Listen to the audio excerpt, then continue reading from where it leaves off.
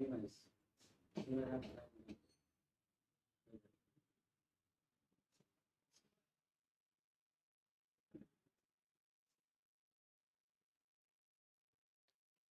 শিক্ষার্থীবৃন্দ, আসসালামু আলাইকুম। আজকের অনলাইন ক্লাসে তোমাদের সবাইকে স্বাগত জানিয়ে ক্লাস শুরু করছি। শুভ নববর্ষ। আমি নাসিমা খাতুন, অধ্যাপক, উদ্ভিদবিজ্ঞান বিভাগ, রাজশাহী কলেজ, রাজশাহী।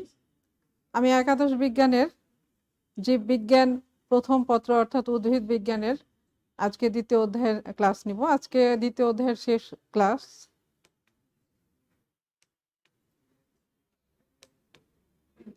আজকের পাঠের শিরোনাম হচ্ছে মেয়োসিস কোষ বিভাজন। গতদিন মেয়োসিস কোষ বিভাজনের তোমাদের কিছুটা পড়াইছি, আজকে বাকিটুকু পড়াবো। প্রথমেই প্রশ্ন উত্তর, অর্থাৎ তোমরা যারা প্রশ্ন করেছিলে তাদের উত্তর দিয়ে দিই। রেহানা, তুমি জানতে চেয়েছিলে যে লেপটোটিনের চিত্র আঁকাতে অ্যাক্রোসেন্ট্রিক এবং মেটাসেন্ট্রিক দুইটা ক্রোমোজোমে নিতে হবে কিনা। তোমরা দুইটাই নিবে, যেহেতু দুইটাতে দুই রকম ঘটনা বা দুই রকম তোমরা দেখতে পাচ্ছ। একটাতে একটা ক্রসিং ওভার, অ্যাক্রোসেন্ট্রিকে যেমন একটা ক্রসিং ওভার দেখাচ্ছি, মেটাসেন্ট্রিকে দুইটা ক্রসিং ওভার দেখানো হচ্ছে বা দুই বাহুতেই দেখানো হচ্ছে। এই জিনিসগুলো পরিষ্কার করার জন্য তোমরা দুই ক্রোমোজোমই নিবে, অর্থাৎ অ্যাক্রোসেন্ট্রিক মেটাসেন্ট্রিক দুইটা ক্রোমোজোমই ব্যবহার করবে। এরপরে তিতির টুটুল, তুমি দিয়েছো, প্রশ্ন করেছো যে পয়েন্ট করে লেখা যাবে না প্যারা করে। তোমরা পয়েন্ট করেই লিখবে, এটাতেই ভালো হয়। আর ছবি লাল কলম ইউজ করবে না, নীল সবুজ এই কলমগুলো ইউজ করতে পারো। আর ফাহমিদা শারমিন, তুমি জানতে চেয়েছো যে ডিপ্লোটিন উপদশাকে ডিপ্লোটিন নাম দেওয়া হয়েছে কিনা। ডিপ্লোস মানে হচ্ছে দ্বিগুণ বা ডাবল, দ্বিগুণ, টিন হচ্ছে সুতা। এখানে তোমাদের মনে আছে কিনা, প্যাগাইটিনের পরে যখন ডিপ্লোটিন শুরু হয় তখন দুই ক্রোমোজোমের মধ্যে, হোমোলোগাস ক্রোমোজোমের মধ্যে বিকর্ষণ শুরু হয়। বিকর্ষণের কারণে ক্রোমোজোম দুইটা তখন আলাদা হতে থাকে। এতক্ষণ একটাই ছিল, এখন যে দুইটা হয়ে যাচ্ছে, এই জন্য এখানে ডিপ্লোটিন নাম দেওয়া হয়েছে। তো যাই হোক, আজকের ক্লাস তাহলে শুরু করি। আজকে তোমরা ক্লাসে যে বিষয়গুলো জানতে পারবে বা যেগুলো শিখতে পারবে সেগুলো হচ্ছে মেয়োসিস 2 এর বিভিন্ন ধাপ, এরপর ক্রসিং ওভারের কৌশল, আর মেয়োসিসের গুরুত্ব। যেহেতু মেয়োসিস 1 গতদিনে আমি দেখাচ্ছি, এই জন্য তোমাদের আজকে মেয়োসিস 2 থেকেই শুরু করব। তাহলে প্রথমে মেয়োসিস 2কে সমীকরণিক বিভাজনও বলা হয়। এটা মাইটোসিস কোষ বিভাজনের সঙ্গে তুলনা করা হয়।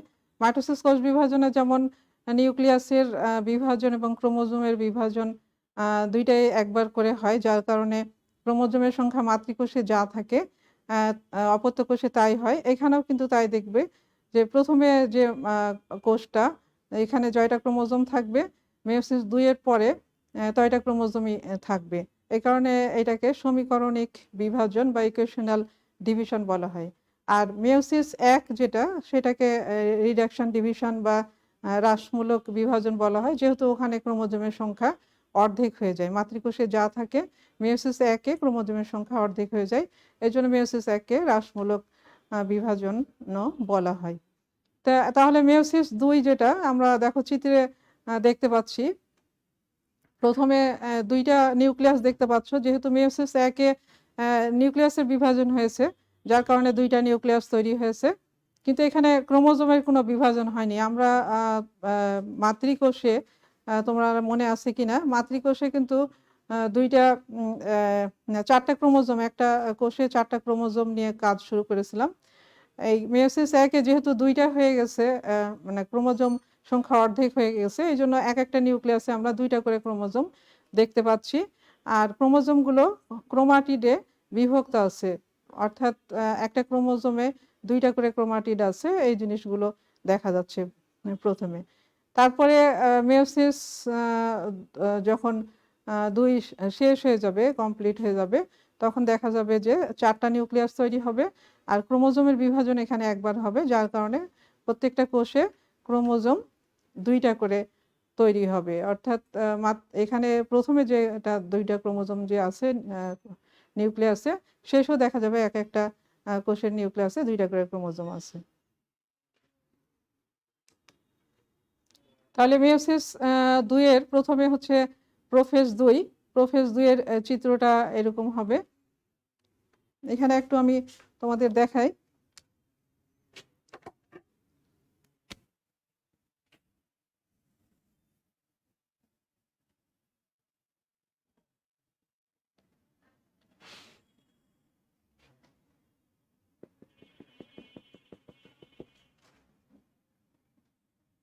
এখানে একটা নিউক্লিয়াস, এখানে একটা নিউক্লিয়াস।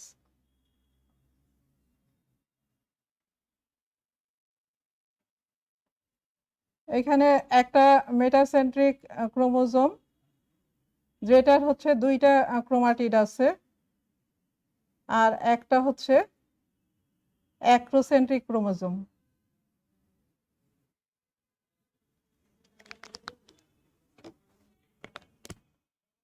এখানেও একই মেটাসেন্ট্রিক ক্রোমোজোম,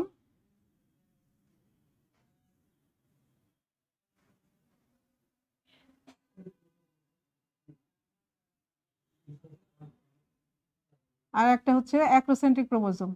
এখন যেহেতু অংশ বিনিময় হয়ে গেছে মেয়োসিস 1-এ, এই জন্য তোমরা অংশ বিনিময়টা এখানে দেখাবা। এখানে মেটাসেন্ট্রিক ক্রোমোজোমের এইখানে হয়েছে, আর এই ক্রোমোজোমটাতে হয়েছে, আর এই অ্যাক্রোসেন্ট্রিক ক্রোমোজোমের এইখানে অংশ বিনিময় হয়েছে।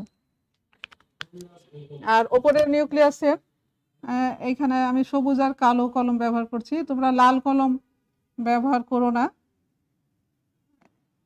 আর এইখানে এইটাতে হয়েছে। তাহলে এইটা হচ্ছে প্রোফেজ 2। এখানে নিউক্লিওলাস থাকবে, নিউক্লিয়ার মেমব্রেন থাকবে। আর প্রোফেজের এই হচ্ছে এখানে পানি আস্তে আস্তে বিয়োজন হয়, পানি বিয়োজন হয়, যার কারণে ক্রোমোজোমগুলো আরো মোটা হতে থাকবে, খাটো হতে থাকবে। তাহলে এরপরে প্রোফেজ 2 এর পরে আসি মেটাফেজ 2। তাহলে এখানে আমি আঁকাই। মেটাফেজে কি হবে, নিউক্লিয়ার মেমব্রেন এবং নিউক্লিওলাস দুইটাই বিলুপ্তি ঘটবে এবং 2 মেরু থেকে মাকু যন্ত্র বা স্পিন্ডল যন্ত্রের সৃষ্টি হবে। এবার দেখো মাকু যন্ত্র যেটা চওড়া হয়ে গেছে,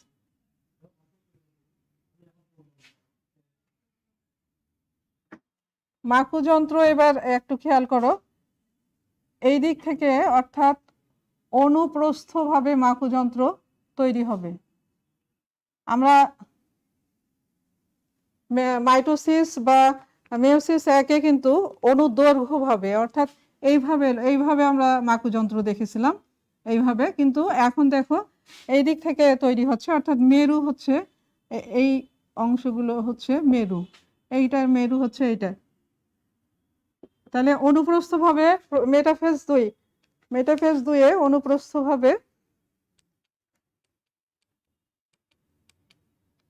অনুপ্রস্থভাবে তৈরি হবে মাকু যন্ত্র বা স্পিন্ডল যন্ত্র। আর এখানে এই ক্রোমোজোমগুলো একেবারে বিষুবীয় অঞ্চলে থাকবে।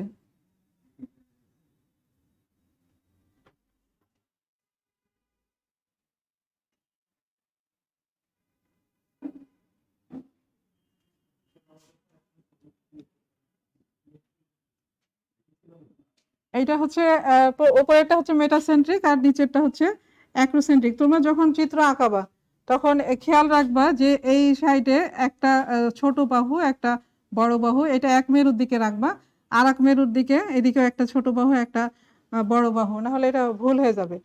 তাহলে এইভাবে করার পরে এখন নিচের দিকেও আঁকায়।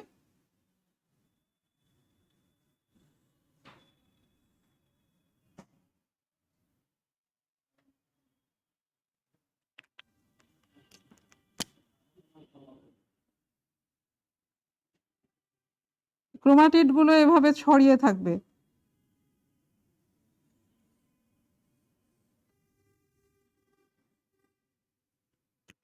তাহলে এইখানে অংশ বিনিময়, যেটা অংশ বিনিময়, এখানে ধরলাম যে এটাতে অংশ বিনিময় হয়েছে, আর এগুলোতে এখানে অংশ বিনিময় তোমরা এদিকেও দিতে পারো।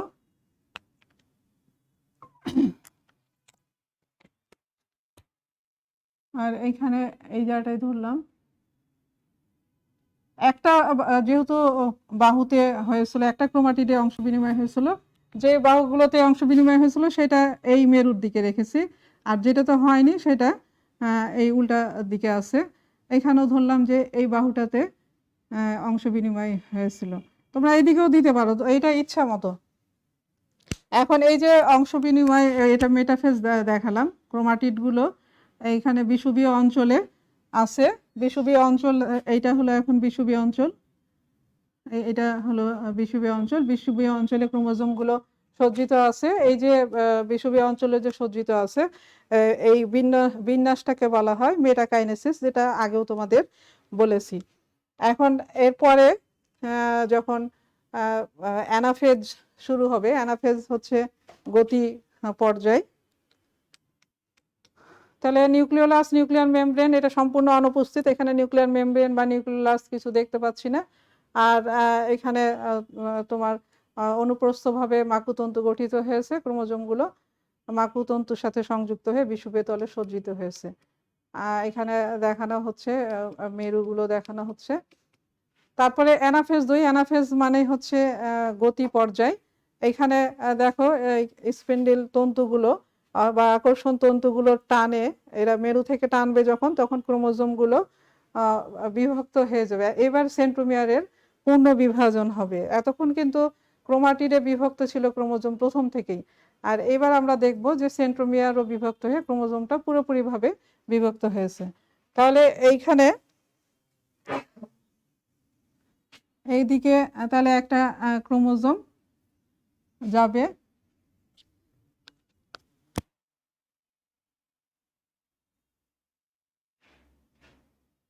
তোমরা সবসময় খেয়াল রাখবে যে এই মেরুর দিকে সেন্ট্রোমিয়ারটা থাকবে, অর্থাৎ সেন্ট্রোমিয়ারটা অগ্রমুখী আর বাহুগুলো হচ্ছে পশ্চাৎমুখী। এখানেও তাই।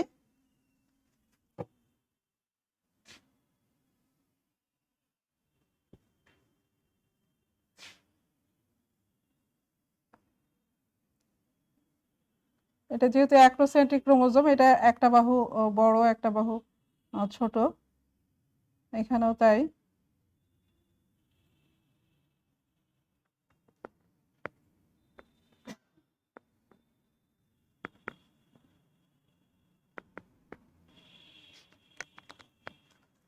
তাহলে এখানে আমরা যেহেতু এখানে অংশ বিনিময় হয়েছিল এই ক্রোমোজোমটা, এই জন্য এই অংশ বিনিময়টা এখানে দেখাচ্ছি, আর এখানে এইটাতে হয়েছিল। নিচেটা তো ওই একই জিনিসই হবে, নিচেরটা আর আঁকাচ্ছি না। এখন এরপরে যখন একেবারে মেরুতে চলে যাবে ক্রোমোজোমগুলো, নতুন ক্রোমোজোম অর্থাৎ অপত্য ক্রোমোজোমগুলো যখন মেরুতে চলে যাবে, তখন অ্যানাফেজ শেষ হবে, টেলোফেজ শুরু হবে। তাহলে এটা আমি দেখাই।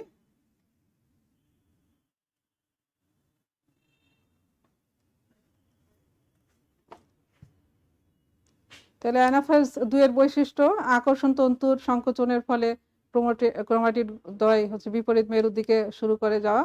আর প্রত্যেকটা অ্যানাফেজে যেহেতু একটা কমন বৈশিষ্ট্য যে ক্রোমোজোমগুলো ভি, এল, জে, আই এইগুলো এই ধরনের আকৃতির হবে। তোমাদের আগেই বলা হচ্ছে মেটাসেন্ট্রিক ক্রোমোজোম ভি আকৃতির হবে, সাবমেটাসেন্ট্রিক এল আকৃতির, আর অ্যাক্রোসেন্ট্রিক জে আকৃতির, এবং টেলোসেন্ট্রিক আই আকৃতির। তো আমরা যেহেতু এখানে মেটাসেন্ট্রিক আর অ্যাক্রোসেন্ট্রিক দেখাচ্ছি, তাহলে একটা হচ্ছে ভি এর মতো আর একটা হলো জি এর মতো, এই ধরনের আকৃতি দেখাবে।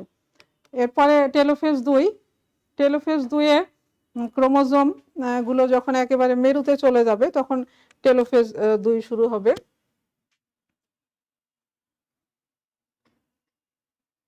প্রথমে ক্রোমোজোম গুলো আসলো, এটা দেখায়।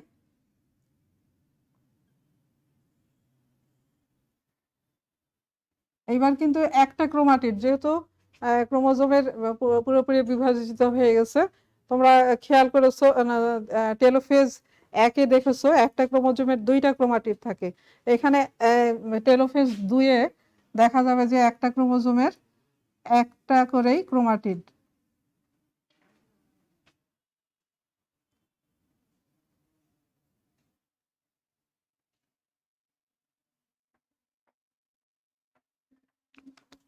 আর যেহেতু আমি এই সাইডের গুলোতে অংশ বিনিময় দেখাইছি, এই জন্য এখানে অংশ বিনিময়টা দেখাবো। তাহলে যখনই মেরুতে আসা শেষ হলো ক্রোমোজোমের, তখনই এখানে নিউক্লিয়ার মেমব্রেন তৈরি হবে, নিউক্লিওলাস তৈরি হবে। এটা আমি টেলোফেজ বলছি। তাহলে নিউক্লিওলাস এবং নিউক্লিয়ার মেমব্রেন তৈরি হবে। নিচেরটা আমি আর আঁকাচ্ছি না। তাহলে নিউক্লিয়ার মেমব্রেন এবং নিউক্লিওলাস তৈরি হলো।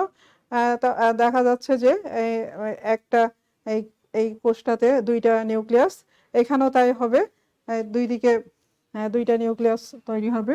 তাহলে আমরা দেখতে পাচ্ছি যে মোট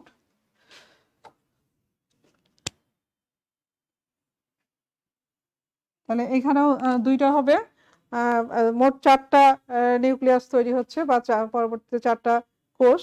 এখন কিভাবে এটা হবে,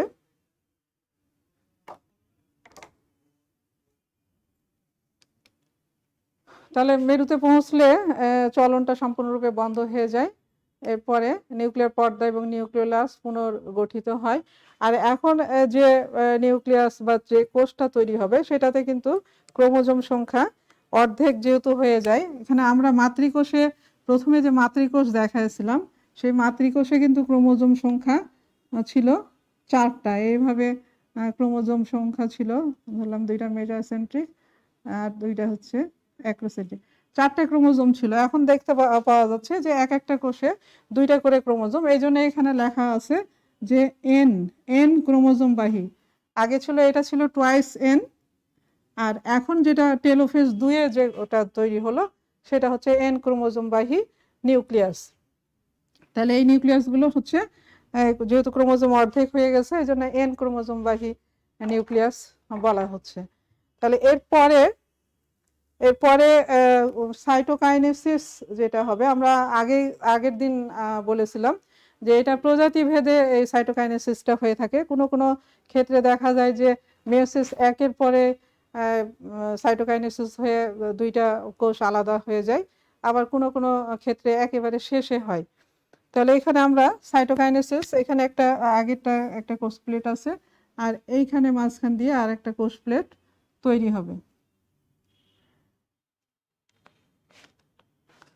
তাহলে কোষ প্লেট আমরা আগেই বলেছি যে কোষ প্লেট তৈরি হয় হচ্ছে এই যে বিষুবীয় অঞ্চলে ফ্রাগমোপ্লাস্ট এবং ভেসিকুল, এগুলো জমা হয়। এটা ফ্রাগমোপ্লাস্ট এবং ভেসিকুল জমা হয়, তারপরে জমা হওয়ার পরে এই কোষ প্লেট তৈরি করে। এই কোষ প্লেটের উপরে তারপরে হেমিসেলুলোজ, সেলুলোজ, পেকটিন এই ধরনের পদার্থগুলো জমা হয়ে সেটা পুরু হয় এবং এটা মাতৃকোষের প্রাচীরের সাথে যুক্ত হয়ে তারপরে সাইটোপ্লাজমের বিভাজনটা সম্পূর্ণ করে। তাহলে এইভাবে আমরা দেখতে পাচ্ছি যে প্রথমে মাতৃকোষে 4টা ক্রোমোজোম ছিল, আর যখন টেলোফেজ 2-এর পরে যখন 4টা কোষ তৈরি হলো, তখন দেখা যাচ্ছে যে এদের নিউক্লিয়াসে এক একটা নিউক্লিয়াসে 2টা করে ক্রোমোজোম দেখা যাচ্ছে। তাহলে আমরা মেয়োসিস 2 শেষ করলাম।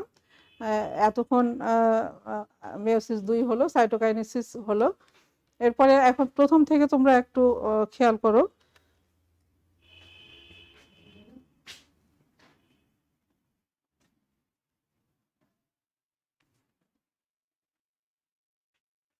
একেবারে প্রথম থেকে, অর্থাৎ মেয়োসিসের প্রথমে আমরা বলেছিলাম যে মেয়োসিস 2টা ভাগে বিভক্ত, একটা মেয়োসিস 1, একটা মেয়োসিস 2। মেয়োসিস 1-এর যে প্রোফেজ 1 ছিল, প্রোফেজ 1-এর 5টা উপদশা বলেছিলাম। সেই উপদশার প্রথমটা হচ্ছে লেপ্টোটিন। এটা হচ্ছে লেপ্টোটিন। লেপ্টোটিনে 4টা ক্রোমোজোম আছে, বিক্ষিপ্তভাবে আছে। এরপরে জাইগোটিন। জাইগোটিনে দেখো হোমোলোগাস ক্রোমোজোমগুলো জোড়া বেঁধেছে, অর্থাৎ জোড়ায় জোড়ায় ক্রোমোজোমগুলো অবস্থান করবে। এই জোড়া বাঁধার প্রক্রিয়াকে সিনাপসিস বলা হয়। আর প্যাকাইটিনে দেখো ক্রোমোজোমগুলো অর্থাৎ বাইভ্যালেন্ট ক্রোমোজোম, যে জোড়াবদ্ধ ক্রোমোজোম, সেগুলোকে বাইভ্যালেন্ট বলা হয়। বাইভ্যালেন্ট ক্রোমোজোমগুলো ক্রোমাটিডে বিভক্ত হয়েছে, যার কারণে একটা বাইভ্যালেন্টে 4টা ক্রোমাটিড দেখা যায়, সেটাকে টেট্রাড বলা হয়। আর এই যে ক্রস চিহ্ন দেখা যাচ্ছে 2টা ক্রোমোজোমের মধ্যে, সেই অংশটাকে কাইজমা বলা হয়, যেগুলো আমরা গতদিনে আলোচনা করেছি। এরপরে ডিপ্লোটিন। ডিপ্লোটিনে বিকর্ষণ শুরু হয় 2 হোমোলোগাস ক্রোমোজোমের মধ্যে। বিকর্ষণের কারণে কাইজমাগুলো প্রান্তের দিকে সরতে থাকে, যেটাকে প্রান্তীয়করণ বলা হয়। তারপরে নিউক্লিওলাসটা এটা প্রায় বিলুপ্তির পথে, নিউক্লিয়ার মেমব্রেন তখনও ঠিক থাকে। আর পানির বিয়োজন কিন্তু চলতে থাকে। প্রোফেজ মানেই হচ্ছে পানির বিয়োজন। লেপ্টোটিনে পানির বিয়োজন হয়ে ক্রোমোজোম একটু মোটা হয়, জাইগোটিনে আরও বিয়োজন হয়ে ক্রোমোজোম আর একটু মোটা হয়, প্যাকাইটিনে আরও মোটা হয়। এইভাবে কিন্তু পানির বিয়োজন প্রোফেজে চলতেই থাকে।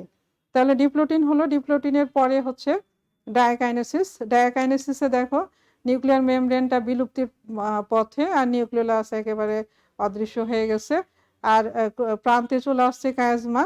আর এই বাইভ্যালেন্টগুলো এগুলো পরিধির দিকে চলে আসে। তাহলে এতদূর হচ্ছে প্রোফেজ 1। তারপরে হচ্ছে মেটাফেজ 1। বিষুবীয় অঞ্চলে ক্রোমোজোমগুলো আছে। ক্রোমোজোমগুলো কিন্তু বাইভ্যালেন্ট অবস্থাতেই আছে। আর তোমরা খেয়াল করবা সেন্ট্রোমিয়ার কিন্তু একেবারে বিষুবীয় অঞ্চলে দিবা না, একটু মেরুর দিকে সেন্ট্রোমিয়ার দিয়ে বাহুগুলো বিষুবীয় অঞ্চলে বিন্যস্ত থাকবে। যদি দুই দিকে কায়েজমা থাকে তাহলে সেটা গোলাকৃতির হবে সেই বাইভ্যালেন্টটা। আর যদি একদিকে কায়েজমা থাকে তাহলে সেটা রড আকৃতির আকার ধারণ করে, যেটা চিত্রে দেখা যাচ্ছে। এরপরে অ্যানাফেজ 1। এখানে সংকোচন নাকি আকর্ষণ তন্তুগুলোর আকর্ষণে বা টানে ক্রোমোজোমগুলো মেরুর দিকে যেতে থাকছে। এখানে দেখো ওইভাবে ক্রোমোজোম আছে, ক্রোমোজোমের কোনো বিভাজন হয়নি, শুধু এদের অংশ বিনিময়টা দেখতে পাওয়া যাচ্ছে। এই প্রান্তে যাদের কায়াজমা ছিল যে বাহুগুলোতে, সেগুলোতে অংশ বিনিময় সেইটাই দেখা যাচ্ছে। আর ভি বা যে আকৃতির এটা দেখা যাচ্ছে। এরপরে টেলোফেজ 1। টেলোফেজ 1-এ ক্রোমোজোমগুলো একেবারে প্রান্তে চলে গেছে, দুইটা দুইটা করে ক্রোমোজোম। মাতৃকোষে 4টা ছিল, এখন দেখা যাচ্ছে যে একটা কোষে 2টা ক্রোমোজোম, অর্থাৎ এখানে ক্রোমোজোম অর্ধেক হয়ে গেছে। আর নিউক্লিয়ার মেমব্রেন, নিউক্লিওলাস তৈরি হয়েছে। এরপরে এখানে পানির যোজন শুরু হয়, যার ফলে ক্রোমোজোমগুলো লম্বা হয় বা চিকন হয়ে যায়। তারপরে প্রোফেজ 2 অর্থাৎ মেয়োসিস 2, যেগুলো আজকে পড়ালাম। প্রোফেজ 2-এ দেখো ওইভাবেই আছে, এখানে পানির বিয়োজন শুরু হয়েছে। তারপরে মেটাফেজ 2-এ আকর্ষণ তন্তু গুলো যে মেরু থেকে তৈরি হয়েছে সেটা অনুপ্রস্থভাবে তৈরি হয়েছে। এটা কিন্তু অনেক সময় আসে যে মাইটোসিসের মেটাফেজ আর মেয়োসিস 2-এর মেটাফেজের মধ্যে কি পার্থক্য। এটা একটা পার্থক্য হচ্ছে এইগুলো এখানে যে মাকুতন্তু যে গঠিত হয় বা মাকুযন্ত্র বা স্পিন্ডল যন্ত্র, সেটা অনুপ্রস্থভাবে তৈরি হয়, অনুদৈর্ঘ্যভাবে না, অর্থাৎ লম্বালম্বিভাবে তৈরি হয় না, এটা অনুপ্রস্থভাবে তৈরি হয়। আর আরেকটা জিনিস খেয়াল করো, এই যে ক্রোমাটিডগুলো কিন্তু একেবারে ছড়িয়ে থাকে, ফাঁক ফাঁক হয়ে দেখা যাচ্ছে, কিন্তু মাইটোসিসে দেখবে যে ক্রোমাটিডগুলো পাশাপাশি থাকে। এটা একটা মাইটোসিসের মেটাফেজের সঙ্গে পার্থক্য। এরপরে অ্যানাফেজ 2 একেবারে সেন্ট্রোমিয়ারের বিভাজনটা হয়ে যায়, যার কারণে ক্রোমোজোমের পূর্ণ বিভাজন হয়। এতক্ষণ কিন্তু ক্রোমাটিড পর্যন্তই ছিল, সেন্ট্রোমিয়ারের বিভাজন এতক্ষণ হয়নি, কিন্তু এবার দেখা যাচ্ছে যে এটার বিভাজন অর্থাৎ সেন্ট্রোমিয়ারের বিভাজন হয়ে ক্রোমোজোমের পূর্ণ বিভাজন হয়েছে। আর ক্রোমোজোমগুলো নিকটস্থ মেরুর দিকে যেতে শুরু করেছে। যাদের বাহুতে ক্রসিং ওভার হয়েছে বা অংশ বিনিময় হয়েছে সেই জিনিসটা দেখা যাবে, আর এরা 2 মেরুর দিকে যেতে থাকবে। আর টেলোফেজ 2-এ দেখো একেবারে মেরুতে চলে যায় যখন ক্রোমোজোমগুলো, তখন সেখানে নিউক্লিয়ার মেমব্রেন, নিউক্লিওলাস তৈরি হয়েছে। এইভাবে 4টা দিকে 4টা নিউক্লিয়াস তৈরি হয়েছে। আর প্রত্যেকটা কোষে দেখা যাচ্ছে যে 2টা করে ক্রোমোজোম। তাহলে আমরা দেখেছিলাম মাতৃকোষে ছিল 4টা ক্রোমোজোম, আর এখানে হচ্ছে 2টা ক্রোমোজোম। এই জন্য মেয়োসিসকে বলা হয় রিডাকশন ডিভিশন বা হ্রাসমূলক বিভাজন। তাহলে শিক্ষার্থী বন্ধু, প্রিয় শিক্ষার্থীবৃন্দ, আশা করি তোমরা মেসেজ বুঝতে পেরেছো। তোমরা ভালোভাবে চিত্র আঁকাবে, বইটা দেখবে, বই দেখে দেখে চিত্র আঁকাবে, আমার স্লাইডটা দেখবে। আশা করি তোমাদের কাছে এটা পরিষ্কার হয়ে যাবে। মেসেজ কিন্তু একটু মানে অনেকেই বুঝতে পারে না, আমার মনে হয় তোমরা একটু চেষ্টা করলেই বুঝতে পারবে। এবার আসি ক্রসিং ওভার। ক্রসিং ওভার কোথায় হয় তোমাদের মনে আছে নিশ্চয়। ক্রসিং ওভার হয় মেয়োসিস এক কোষ বিভাজনের প্রোফেজ একের যে 5টা উপদশা আছে, তো সেই উপদশার 3 নম্বর উপদশা হচ্ছে প্যাকাইটিন। সেই প্যাকাইটিনে ক্রোমোজোমগুলো ক্রোমাটিডে বিভক্ত হয়, বাইভ্যালেন্ট ক্রোমোজোমগুলো ক্রোমাটিডে বিভক্ত হয়। আর সেই ক্রোমাটিডে ক্রস চিহ্ন দেখা যায়, সেই ক্রস চিহ্নগুলোকে বলা হয় কাইজমা। এখন এই যে ক্রস চিহ্ন যে জায়গাটায়, সেখানে কিন্তু এই এন্ডোনিউক্লিয়াস এনজাইম একটা আছে, সেই এনজাইমের কারণে এই হোমোলোগাস ক্রোমোজোমের 2টা নন সিস্টার ক্রোমাটিড একই স্থান বরাবর ভেঙে যায়। তারপর আবার সঙ্গে সঙ্গে জোড়া লাগে, সেটা যে এনজাইমের সাহায্যে, সেটা হচ্ছে লাইগেজ এনজাইমের সাহায্যে। কিন্তু জোড়া লাগবে এমনভাবে, এরা কিন্তু ওই যে ক্রোমাটিডের অংশ, সেই ক্রোমাটিডে জোড়া লাগে না, অন্যটার সঙ্গে জোড়া লাগে। আর এই কারণেই এই ক্রস চিহ্নের মতো সৃষ্টি হয়, যেটাকে কাইজমা বলা হচ্ছে। তারপরে তোমরা জানো যে ডিপ্লোটিনে প্রান্তীয়করণ শুরু হয়, ডায়াকাইনেসিসে এই প্রান্তীয়করণটা শেষ হয়, যার কারণে এই অংশের বিনিময় হয় ক্রোমাটিডের। আর এই ক্রোমাটিডের অংশের বিনিময় মানে জিনেরও বিনিময় ঘটে, যার কারণে চারিত্রিক বৈশিষ্ট্যের পরিবর্তন ঘটে। আর এই চারিত্রিক বৈশিষ্ট্যের বা এই জিনের পরিবর্তনের কারণেই কিন্তু একই বাবা মার 2 ছেলে বা 2 মেয়ে একই হয় না, এদের মধ্যে পার্থক্য থাকে এই ক্রসিং ওভারের কারণে। এখন একটু দেখো তোমরা এই স্লাইডটাতে, যে প্রথমে 2টা প্যাকাইটিনে যেটা অবস্থা, অর্থাৎ 2টা ক্রোমাটিডে বিভক্ত, এটা একটা বাইভ্যালেন্ট ক্রোমোজোম, হোমোলোগাস ক্রোমোজোম দেখা যাচ্ছে। এখানে যে ক্রোমাটিড গুলো একটা সঙ্গে একটা লেগে আছে, উপরের দিকে খেয়াল করো। তাহলে প্রথমে এন্ডোনিউক্লিয়াস এনজাইমের সাহায্যে একই স্থান বরাবর ভেঙে যায়, এই যে ভেঙে গেল। তারপরে জোড়া লাগছে, কিন্তু লাগছে আরেকটার সাথে জোড়া লাগছে, যার কারণে লাল ক্রোমোজোমের সঙ্গে নীল ক্রোমোজোমের অংশ, আবার নীল ক্রোমোজোমের সঙ্গে লাল ক্রোমোজোমের অংশ এখানে জোড়া লাগা দেখা যাচ্ছে। আর এইভাবে অংশ বিনিময় হয়, এই অংশ বিনিময়ের মাধ্যমে জিনের বিনিময়ও হয়ে থাকে, যার জন্য চারিত্রিক বৈশিষ্ট্যের পরিবর্তন হয়। এখানে ওই একই জিনিসই দেখানো হয়েছে, এখানে কাইজমা দেখানো হয়েছে। এই তোমার লাল ক্রোমোজোমের যে জিন আছে, অর্থাৎ এই লালগুলোকে ABCD এভাবে করা হয়েছে, আর নীলটা হচ্ছে A', B', C', D' এভাবে চিহ্নিত করা হয়েছে। এখন যখন ক্রসিং ওভার হবে, অর্থাৎ অংশ বিনিময় যখন হবে, তখন এই লালের সঙ্গে নীলটা আসছে, অর্থাৎ A', B' এখানে আসছে, এটা এখানে দেখানো হয়েছে। আর নীলের সঙ্গে লালটা, অর্থাৎ AB, এই অংশটা এই পরেরটাতে আসছে, এই জিনিসটা দেখানো হয়েছে। তো এইভাবে অংশ বিনিময় হয় ক্রসিং ওভারের মাধ্যমে।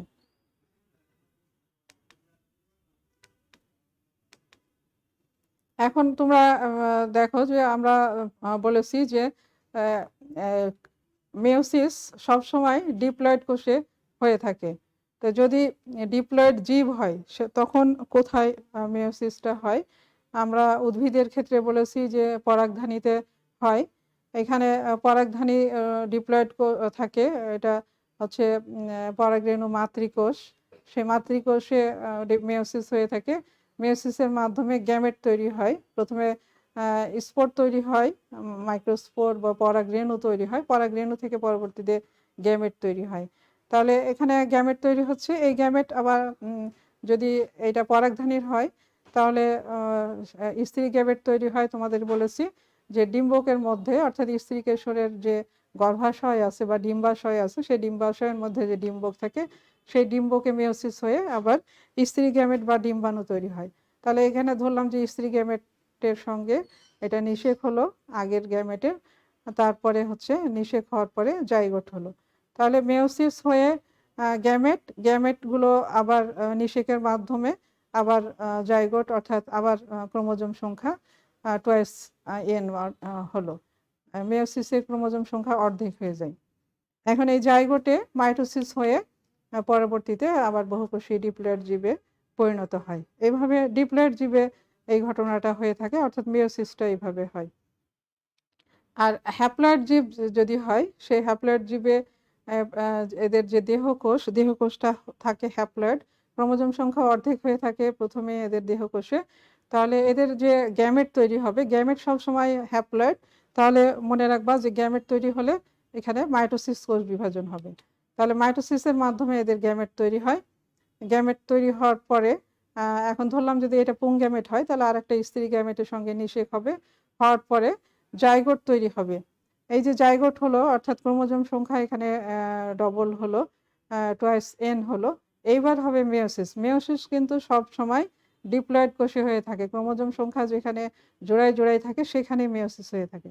তাহলে হ্যাপ্লয়েড জীবে এইবার হবে মেয়োসিস, অর্থাৎ জাইগোটে হবে মেয়োসিস। মেয়োসিস হয়ে তারপরে এদের দৈহিক কোষ আবার মাইটোসিসের মাধ্যমে অনেকগুলো কোষে পরিণত হবে, হয়ে হ্যাপ্লয়েড জীব তৈরি হচ্ছে।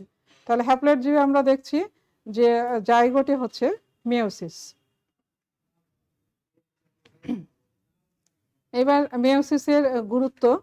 মেয়োসিসের গুরুত্বে বৈচিত্র্য সৃষ্টি আর বিবর্তনে ভূমিকা রাখে। এটা তোমাদের আগেই যখন পড়ালাম আমরা ক্রসিং ওভার, তখনই দেখালাম যে এখানে যে কাইজমাগুলো হয়, কাইজমা অংশে ক্রসিং ওভার হয়, অর্থাৎ অংশ বিনিময় হয়, যার কারণে এই যে কাইজমা দেখানো হচ্ছে, কাইজমার পরে এখানে যে অংশ বিনিময় হচ্ছে, এর মাধ্যমে বিভিন্ন জিনোটাইপের গ্যামেট তৈরি হয়। অর্থাৎ আমরা এখানে যে চিত্রে তোমাদের দেখাইছিলাম যে যে গ্যামেটগুলো মেয়োসিসের মাধ্যমে যে কোষগুলো তৈরি হয় সেগুলো কিন্তু গ্যামেট বা জনন কোষ। জনন কোষে দেখা যায় যে বিভিন্ন জিনোটাইপের গ্যামেট উৎপন্ন হয়, আর এটা হচ্ছে পরবর্তী যে বংশধর থাকে সেই বংশধরে তখন বৈচিত্র্য দেখা যায়, যেহেতু এখানে অংশ বিনিময় হয় এই তোমার ক্রসিং ওভারের মাধ্যমে। এই কারণে পরবর্তী বংশধরগুলোতে বৈচিত্র্য দেখা যায়। এখানে অংশ বিনিময়টা দেখানো হচ্ছে। এরপরে ক্রোমোজোম সংখ্যার অপরিবর্তন থাকে এই মেয়োসিসের মাধ্যমে। আমরা দেখলাম যে ডিপ্লয়েড জীবে মাতৃকোষ, জনন মাতৃকোষে মেয়োসিস হয়, জনন মাতৃকোষে মেয়োসিস হয়ে গ্যামেট তৈরি করে। যদি পুং জনন মাতৃকোষে হয় তাহলে পুং জনন কোষ বা পুং গ্যামেট তৈরি হয়। আর যদি স্ত্রী জনন মাতৃকোষে মেয়োসিস হয় তাহলে সেখানে স্ত্রী জনন কোষ বা স্ত্রী গ্যামেট তৈরি হয়। তাহলে এটা পুং গ্যামেট আর এটা হচ্ছে স্ত্রী গ্যামেট। মেয়োসিসের মাধ্যমে এটা হলো, এরপরে নিষেকের মাধ্যমে জাইগোট পরিণত হয়, অর্থাৎ আবার ক্রোমোজোম সংখ্যা মাতৃকোষের মতো হয়ে যায়। এই দুই ক্রোমোজোমের অর্থাৎ হ্যাপ্লয়েড ক্রোমোজোমগুলো এরা আবার নিষেকের মাধ্যমে মাতৃকোষের ক্রোমোজোম সংখ্যার সমান হয়ে যায়। তারপরে নিষিক্তকরণে নিশ্চয়তা প্রদান, এটা মেয়োসিসের আরেকটা গুরুত্ব। আমরা যদি দেখি পরাগধানীতে যে মেয়োসিস হয়, মেয়োসিসের মাধ্যমে ওখানে যে মাইক্রোস্পোর মাদার সেল থাকে, অর্থাৎ পরাগরেণু মাতৃকোষ, সেই পরাগরেণু মাতৃকোষে মেয়োসিস হয়। মেয়োসিস হয়ে অনেক পরাগরেণু তৈরি করে, তারপর প্রত্যেকটা পরাগরেণু থেকে আবার দুইটা করে পুংগেমেট তৈরি হয়। আর এই মেগাস্পোর মাদার সেল অর্থাৎ ডিম্বকে এই ঘটনাটা হয়। গর্ভাশয় বা ডিম্বাশয়ের মধ্যে যে ডিম্বক আছে, ডিম্বকে মেগাস্পোর মাদার সেল থাকে। সেই মেগাস্পোর মাদার সেলে মেয়োসিস হয়, হওয়ার মাধ্যমে 4টা মেগাস্পোর তৈরি হয় বা 4টা স্ত্রী রেণু তৈরি হয়। ওখানে কিন্তু অসংখ্য পরাগরেণু তৈরি হয় মেগাস্পোর মাইক্রোস্পোর মাদার সেলে। 4টা থেকে অনেকগুলো তৈরি হয়। তো যাই হোক, এখানে দেখা যাচ্ছে যে 4টা মেগাস্পোর মাদার সেল মেয়োসিসের মাধ্যমে 4টা মেগাস্পোর বা 4টা স্ত্রী রেণু তৈরি করে। তারপরে আবার 4টা স্ত্রী রেণুর মধ্যে 3টা আবার নষ্ট হয়ে যায়, একটা শুধু সক্রিয় থাকে। সেই একটা সক্রিয় স্ত্রী রেণু থেকে তখন একটাই শুধু ডিম্বাণু তৈরি হয়। তাহলে ডিম্বাণুর সংখ্যা একটা, কিন্তু পুংগ্যামেটের সংখ্যা অসংখ্য হয়। এই মেয়োসিসের কারণে এটা হয়। এই কারণে এটা বলা হচ্ছে যে নিষিক্তকরণে। আর যেহেতু অনেকগুলো পুংগ্যামেট তৈরি হয়, পুংগ্যামেট তৈরি হওয়ার কারণে নিষিক্তকরণটা নিশ্চিত হয়। এই জন্য বলা হচ্ছে নিষিক্তকরণে নিশ্চয়তা প্রদান করে মেয়োসিস। তাহলে এখানে পরাগ রেণু প্রথমে তৈরি হয়, আর এখানে স্ত্রী রেণু তৈরি হয়, এই জিনিসটা এখানে দেখানো হচ্ছে। তাহলে পুংকেমেট অসংখ্য তৈরি হয়, যার কারণে ডিম্বাণুকে নিষিক্তকরণে নিশ্চয়তা আনে এই মেয়োসিস। মেয়োসিসের আর একটা গুরুত্ব হচ্ছে যৌনক্রমে, এটা মেয়োসিসের গুরুত্ব আছে। যৌনক্রম ইংরেজিতে বলা হচ্ছে অল্টারনেশন অফ জেনারেশন। যৌনক্রমটা কি? কোনো যে সকল জীবে যৌনক্রম আছে, অর্থাৎ গ্যামেটিক এবং স্পোরোফাইটিক পর্যায়, এগুলো যে সব জীবে আছে সেখানে কিন্তু এই মেয়োসিসটা প্রত্যক্ষ ভূমিকা পালন করে। তোমরা চিত্রে দেখো এখানে টেরিস যে আছে, একটা টেরিডোফাইটিক উদ্ভিদ। টেরিসের এই এরা হচ্ছে ডিপ্লয়েড উদ্ভিদ। তাহলে এই ডিপ্লয়েড উদ্ভিদের এই যে এদের গাছটা দেখা যাচ্ছে, এটা হচ্ছে স্পোরোফাইটিক স্টেজ এদের, অর্থাৎ ডিপ্লয়েড দশাটা হচ্ছে স্পোরোফাইটিক স্টেজ। তারপরে দেখো এখানে মেয়োসিস হয়েছে, মেয়োসিস হয়ে স্পোর তৈরি হয়, স্পোর তৈরি হয়ে এরপরে একটা উদ্ভিদ যেটাকে প্রোথালাস বলা হয়, প্রোথালাস তৈরি হয়। প্রোথালাসে আবার দুই ধরনের অর্গান থাকে, মেল অর্গান, ফিমেল অর্গান। এখানে পুংগ্যামেট এবং স্ত্রী গ্যামেট তৈরি হয়। এই গ্যামেটোফাইটিক স্টেজে গ্যামেট তৈরি হচ্ছে, তারপরে আবার নিষেক হচ্ছে, নিষেকের মাধ্যমে আবার স্পোরোফাইটিক পর্যায়ে ফিরে আসছে।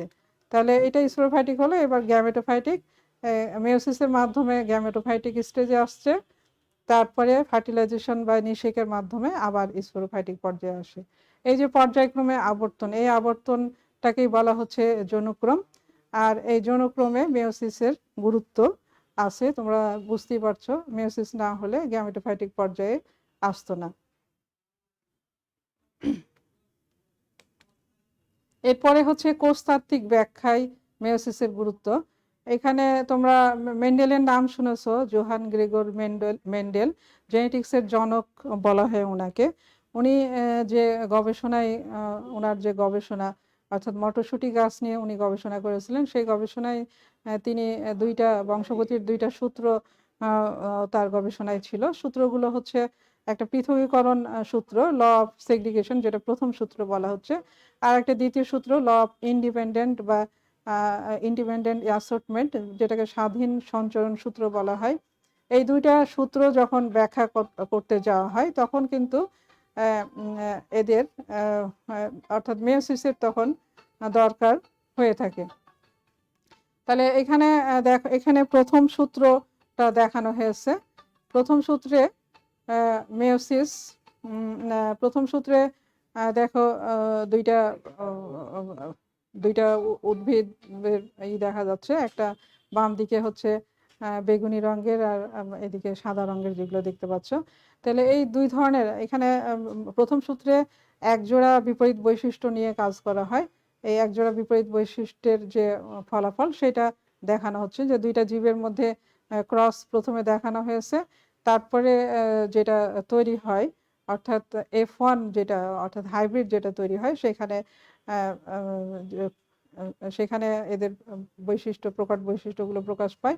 আবার যখন এরা গ্যামেট সৃষ্টি করে, তখন এখানে যে জিনগুলো থাকে বা ফ্যাক্টরগুলো থাকে, সেগুলো পৃথক পৃথক গ্যামেটে প্রবেশ করে। এই যে গ্যামেটের কথা আসছে, গ্যামেট অর্থাৎ বলা মানেই হচ্ছে মেয়োসিসের মাধ্যমে গ্যামেট তৈরি হয়। আবার দ্বিতীয় সূত্রেও তাই, ওখানে দুই বা ততোধিক জোড়া বৈশিষ্ট্য নিয়ে কাজ করা হয়, বা কাজের কথা বলা হয়েছে, ততোধিক জোড়া বৈশিষ্ট্য, দুই বা ততোধিক জোড়া বৈশিষ্ট্য। তাহলে সেখানে আবার গ্যামেট তৈরি হয়, গ্যামেটগুলো স্বাধীনভাবে জোড়া ভেঙে স্বাধীনভাবে তৈরি হয়। তো যেহেতু গ্যামেটের কথা এখানে আসছে, এই কারণে এখানে মেয়োসিসের গুরুত্ব অপরিসীম। মেন্ডেলের সূত্র ব্যাখ্যা করতে গেলে মেয়োসিসের গুরুত্ব আছে, এই কথাটা এখানে বলা হয়েছে। এখানে গ্যামেট দেখানো হচ্ছে।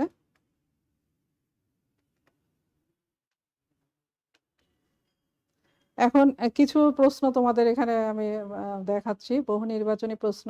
মেয়োসিস বা মাইটোসিস, আমরা প্রথমে মাইটোসিস পড়েছি, তারপরে মেয়োসিস। এইখান থেকে যে প্রশ্নগুলো আসে যেরকম, সেই প্রশ্নের কিছু এখানে আলোচনা করছি। প্রথমে দেখো, একটা জীবের কোষচক্রের সময়কাল যদি 24 ঘন্টা হয়, তাহলে G2 দশার সময়কাল কত ঘন্টা? G2 দশা অর্থাৎ কোষচক্রে তোমরা দেখেছো ইন্টারফেজে 3টা দশা আছে, একটা G1, তারপরে S, তারপরে G2। G2-র সময় হচ্ছে 10 থেকে 20%। তাহলে এখানে 10 থেকে 20% কোনটা আছে? 24 ঘন্টাকে 10 থেকে 20% যেটা করলে হয় সেটা হচ্ছে তোমার 2.4 থেকে 4.8 ঘন্টা। এই উত্তরটা হবে। তারপরে কোষচক্রের কোন দশায় নিউক্লিয়াসের আয়তন বাড়তে থাকে? আয়তন কিন্তু প্রথমে বাড়তে থাকে অর্থাৎ G1 দশাতেই বাড়তে থাকে। G1 দশা তাহলে কোন দশায় প্রবেশের সময় ম্যাচুরেশন প্রমোটিং ফ্যাক্টরের প্রয়োজন হয়? MPF যেটা, এটার প্রয়োজন হয় কোন দশায় প্রবেশের সময়? আমার মনে হয় তোমরা সবাই জানো, এটা M দশায় অর্থাৎ মাইটোটিক পর্যায়ে পৌঁছার সময় এই MPF এর প্রয়োজন হয়, তাহলে M ফেজে যাওয়ার আগে। এরপর উদ্দীপকের চিত্রটা লক্ষ্য করো, তোমরা চিত্র দেখে বুঝতে পারছো যে এটা কোন উপদশা। এটা হচ্ছে প্যাকাইটিন উপদশা, যেহেতু ক্রোমাটিডে বিভক্ত আছে, কাইজমা আছে, তাহলে এটা প্যাকাইটিন। আর ডিএনএ রেপ্লিকেশন কতবার ঘটে মেয়োসিস কোষ বিভাজনে? আমি গত ক্লাসেই বলেছি যে প্রোফেজ 1-এর আগেই ডিএনএ রেপ্লিকেশন হয়ে যায়, এরপরে আর ডিএনএ রেপ্লিকেশন হয় না। 2 মেয়োসিসের মাঝখানে একটা ইন্টারকাইনেসিস একটা আছে পর্যায়ে, কিন্তু এই ইন্টারকাইনেসিসে কোনো ডিএনএ রেপ্লিকেশন হয় না, ওই একবারই হয় প্রোফেজ 1-এর পূর্বে। তাহলে ডিএনএ রেপ্লিকেশন হয় একবার। এরপর কোষচক্র নিয়ন্ত্রণকারী অণু কোনটা? আমার মনে হয় তোমরা সবাই জানো, সেটা হচ্ছে সাইক্লিন। তারপরে ডিএনএর প্রতিরূপ সৃষ্টি হয় কোন দশায়? এটাও জানা আছে সবার, S দশায়।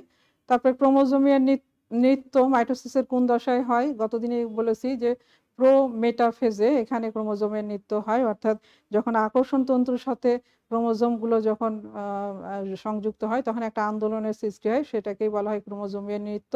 এটা হয় প্রো মেটাফেজে। এরপরে কোন ধাপে নিউক্লিয়ার মেমব্রেন এবং নিউক্লিওলাসের পূর্ণ বিলুপ্তি ঘটে? মাইটোসিসের কোন ধাপে? এটা আমার মনে হয় সবাই তোমরা জানো, এটা কোন ধাপে হবে? মেটাফেজে এদের বিলুপ্তি ঘটে। তারপরে মাইটোসিস কোথায় ঘটে না? সবগুলোতেই দেখো, কাণ্ডের অগ্রভাগ, পাতার বর্ধনশীল অংশ, ফ্লোয়েমের শিবকোষ আর ফ্লোয়েমের সঙ্গী কোষ। এই ফ্লোয়েমের শিবকোষ এখনো তোমরা বোধহয় পড়োনি, পরে তোমরা যখন টিস্যু পড়বা তখন পাবা। এই ফ্লোয়েমের শিবকোষে কোনো নিউক্লিয়াস নাই, যার কারণে এখানে মাইটোসিস হয় না, তাহলে ফ্লোয়েমের শিবকোষ হবে উত্তর। তারপরে স্পিন্ডিল তন্তু সেন্ট্রোমিয়ারের কোন প্রোটিনের সাথে সংযুক্ত হয়? এটাও জানা আছে সবার নিশ্চয়, এটা হচ্ছে মটর প্রোটিন। মেয়োসিসের কোন ধাপে ক্রোমোজোমের পূর্ণ বিভাজন ঘটে? এখানে আমি আজকে পড়াতে গিয়েও তোমাদের বলেছি যে একেবারে বিভাজনটা প্রথম থেকে ক্রোমাটিডে বিভাজিত থাকে, কিন্তু সেন্ট্রোমিয়ারের বিভাজনে একেবারে দেখা যাচ্ছে যে তোমার অ্যানাফেজ 2-এ হচ্ছে, তাহলে এটা হচ্ছে অ্যানাফেজ 2। মেটাকাইনেসিস কখন ঘটে? এটাও জানা আছে তোমাদের, যে যখন ক্রোমোজোমগুলো বিষুবীয় অঞ্চলে বিন্যস্ত হয়, সজ্জিত হয়, সেটাকে মেটাকাইনেসিস বলে, আর এটা মেটাফেজেই হয়ে থাকে। তারপরে এই অংশ অর্থাৎ এখানে দেখো এই অংশ অর্থাৎ কাইজমা এখানে বোঝানো হয়েছে। এখানে কোন কাজগুলো হয়? জিনগত পরিবর্তন হয়। আমি আজকেও বললাম যে যেহেতু ক্রোমোজোমের অংশ বিনিময় হয়, তার ফলে জিনেরও পরিবর্তন আসে। তারপর নতুন প্রকরণ বা নতুন জাত সৃষ্টি হয় এটার মাধ্যমে, যার কারণে উদ্ভিদে অনেক উন্নতি হয়েছে, নতুন নতুন জাত তৈরি হয়ে এই ক্রসিং ওভারের মাধ্যমে। আর সিস্টার ক্রোমাটিডের মধ্যে অংশের বিনিময় হয়, সিস্টার ক্রোমাটিডে কিন্তু হয় না, নন সিস্টার ক্রোমাটিডের মধ্যে অংশ বিনিময় হয়। তাহলে এখানে উত্তর হবে 1 আর 2, অর্থাৎ এ যেটা আছে সেটাই হবে উত্তর। তারপরে চিত্রের প্রদর্শিত ধাপের পূর্বের ধাপটির বৈশিষ্ট্য কি? এটা চিত্র দেখে তোমরা নিশ্চয় বুঝতে পারছো যে এটা অ্যানাফেজের চিত্র দেওয়া আছে। তাহলে অ্যানাফেজের পূর্বের ধাপটা হচ্ছে মেটাফেজ। মেটাফেজে তাহলে কি হয়? সেন্ট্রোমিয়ার ব্যতীত অনুদৈর্ঘ্যভাবে বিভক্ত হয় ক্রোমোজোম। এটা তো না, এটা আগেই হয়ে যায়। তারপরে সেন্ট্রোমিয়ারের পূর্ণ বিভক্তি ঘটে, 2 মেরুযুক্ত স্পিন্ডল যন্ত্রের সৃষ্টি হয়, ক্রোমোজোমগুলো ক্রমশ শুরু হতে থাকে। এখানে কিন্তু খেয়াল করো, সেন্ট্রোমিয়ারের পূর্ণ বিভক্তিটা এই মেটাফেজের শেষে হয়ে যায়, তাহলে সেন্ট্রোমিয়ারের পূর্ণ বিভক্তি ঘটে। এরপর পাশের চিত্রের ক্ষেত্রে প্রযোজ্য অর্থাৎ ক্রসিং ওভারের কথা বলা হচ্ছে। ক্রোমোজোম ম্যাপিং এ ব্যবহৃত হয় প্রজনন বিদ্যায় ব্যবহৃত হয়, নতুন পরিবেশে টিকে থাকার ক্ষমতা সৃষ্টি হয়। যেহেতু জিনের পরিবর্তন হয় এখানে, সেই কারণে এখানে পরিবেশে টিকে থাকার ক্ষমতাও এরা পায়। এটা এখানে ৩টাই হবে, তাহলে ডি নাম্বারটা উত্তর হবে।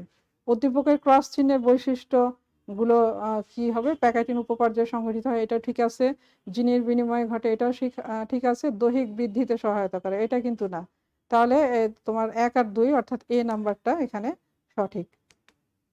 উদ্দীপকের চিত্রে নিউক্লিয়াস এবং ক্রোমোজোম কতবার বিভাজিত হয়? এখানে দেখো চিত্রটা কিসের? প্রথমে টয়েস এন অর্থাৎ মাতৃকোষে ক্রোমোজোম সংখ্যা দ্বিগুণ দেখানো হয়েছে।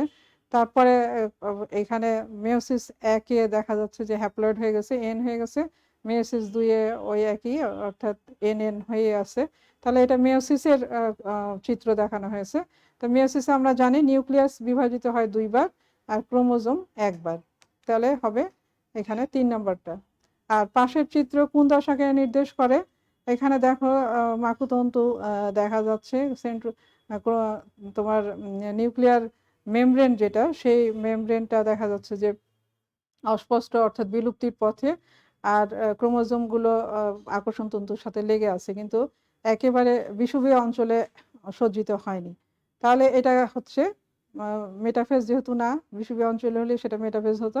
তাহলে এটা হবে প্রোমেটাফেজ।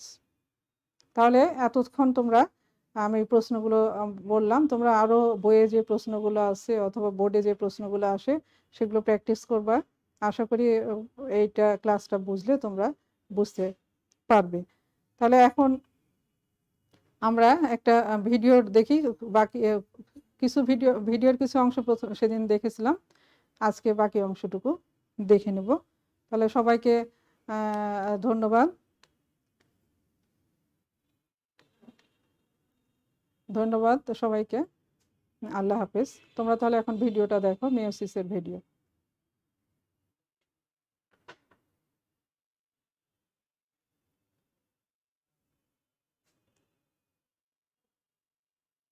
পর্দায় আসছে না?